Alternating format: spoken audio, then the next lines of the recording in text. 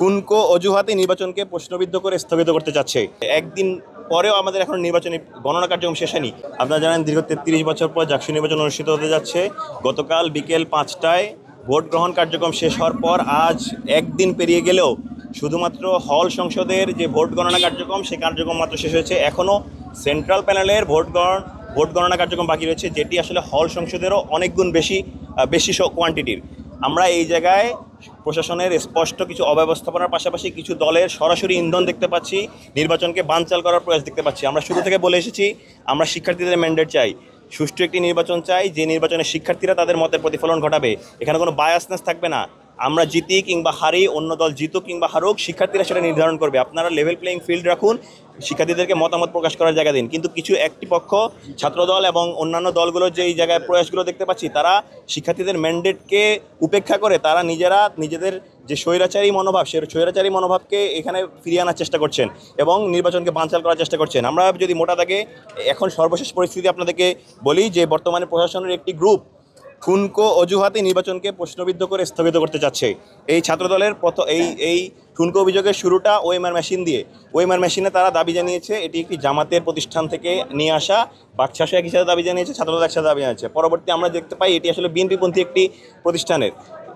এটি যদিও বিএনপিপন্থী হোক, জামাতপন্থী হোক কিংবা অন্য কোনো দলের পন্থী হোক, আপনাদের দেখার মূল জায়গাটা ছিল এই ডিভাইসের কার্যকারিতা কেমন, এই ডিভাইসের এরর রয়েছে কিনা।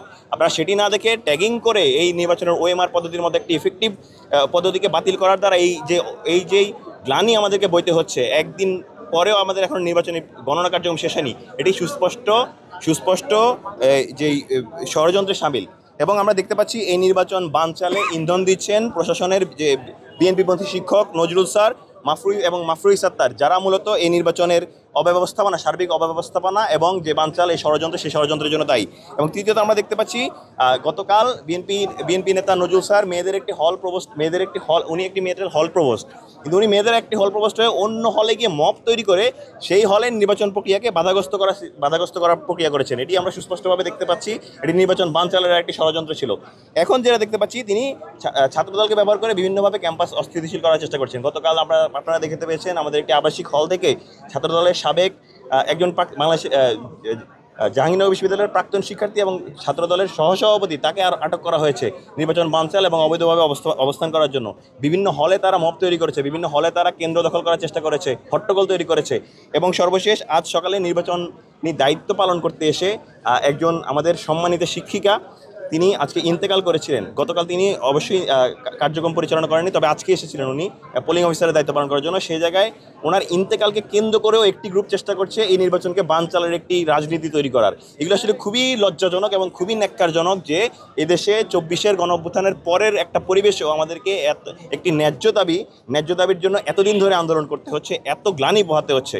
এটি সুস্পষ্টভাবে যারা ষড়যন্ত্র করতে চায়, যারা এদেশে গণতান্ত্রিক চর্চার পথকে বাধাগ্রস্ত করতে চায়, আমরা স্পষ্ট ভাষায় বলে দিতে চাই তারা এদেশে কখনো সফল হবে না। শিক্ষার্থীরা তাদেরকে মেনে নেবে না।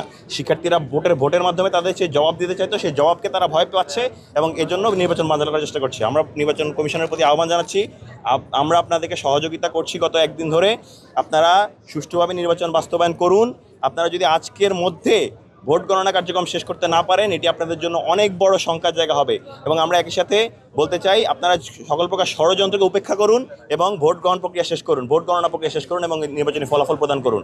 যদি তা সম্ভব না হয়, জাহাঙ্গীরনগর বিশ্ববিদ্যালয়ের শিক্ষার্থীরা রুখে দাঁড়াবে এবং আমরা আজকে এখানে অবস্থান করছি। আমরা আজকে আমাদের ভোটের ফলাফল গ্রহণ করেই তারপর এখান থেকে যাব।